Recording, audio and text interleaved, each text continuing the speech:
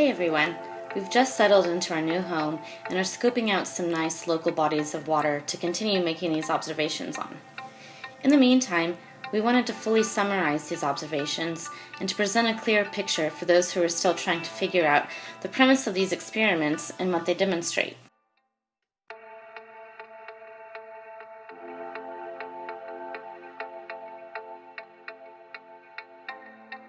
We want to remind you that these experiments are testable, observable, repeatable, and can be conducted in all sorts of weather conditions.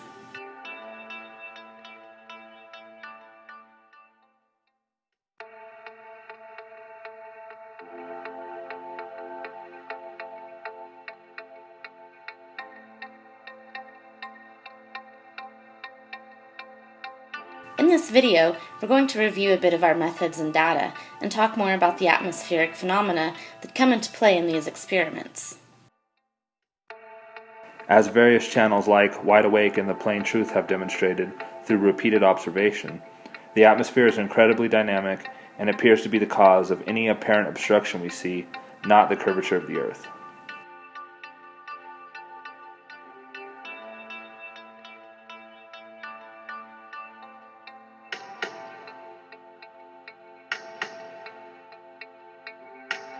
When doing these experiments, it's best to keep some sort of scale in mind. We like to use a scale of 1 inch equal to 5 feet for a few reasons. Waves being one.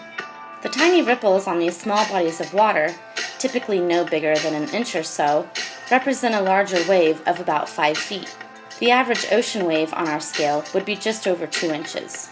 Another reason we use this scale is for boats. The RC boat we use, when in the water, is 12 inches long by 3.5 inches wide and 2.5 inches above the waterline, or, to scale, 60 by 17.5 by 12.5 feet. The large RC cruiser is 28 inches long by 4 inches wide and 7 inches high, or 140 by 20 by 35 feet to scale. And also observer height. We're typically viewing it 1.5 to 2 inches from the ground. 1.5 inches would represent a viewing height of 7.5 feet. One of the bodies of water we frequent is 600 feet across, or 6.8 miles to scale. Here's a picture of that body of water, where we've placed lights every 100 feet and indicated the scaled distance in miles. The great thing about doing these experiments on small bodies of water is that curvature of the Earth cannot factor into these observations.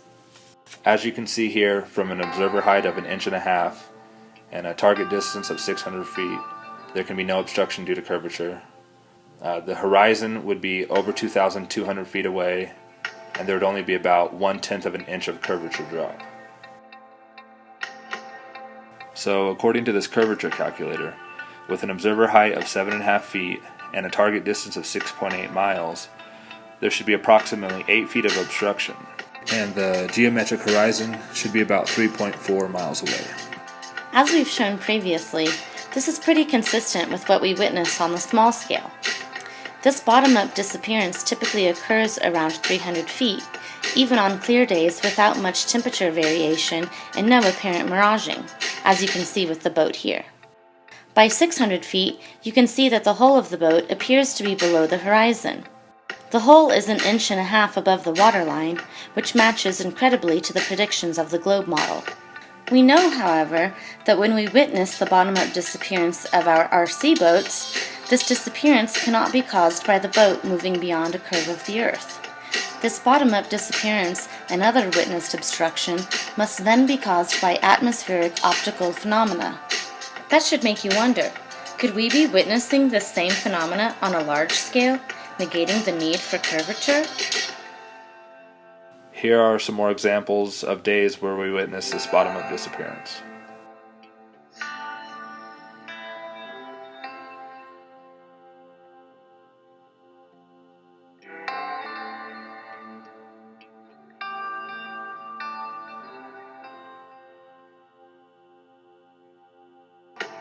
Here's the boat approaching 300 feet and seems to be at the horizon. And as it travels beyond 300 feet and heads towards 600 feet, it disappears bottom up until it can no longer be seen.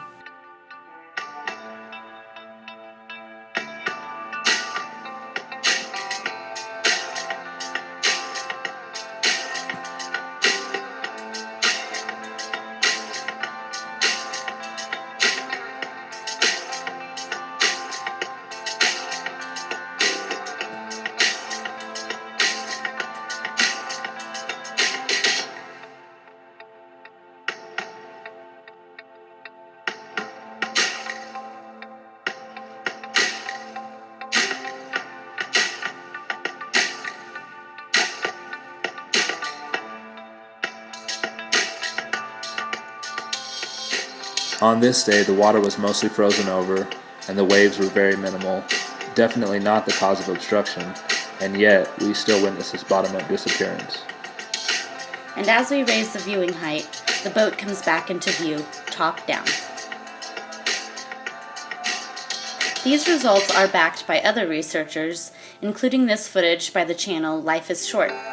You can see here, on a day completely calm, with still water and no waves, this visual obstruction is again witnessed, and at a distance of only 410 feet.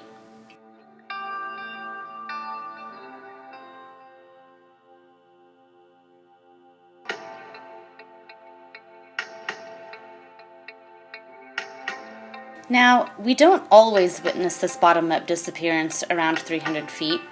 Occasionally, just like we see on a large scale, the horizon appears much farther away under certain conditions. This footage by Bmlsb captures the horizon beyond the point where it should be, on a sphere of our given radius.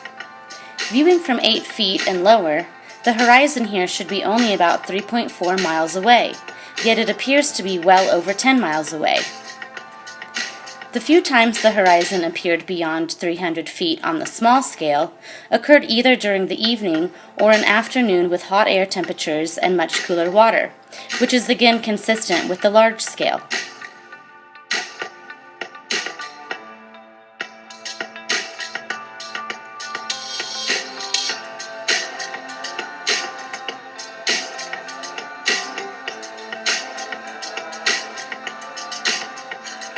What these experiments and observations do are provide a working model for bottom-up disappearance of objects as they move across a level or horizontal surface away from the viewer.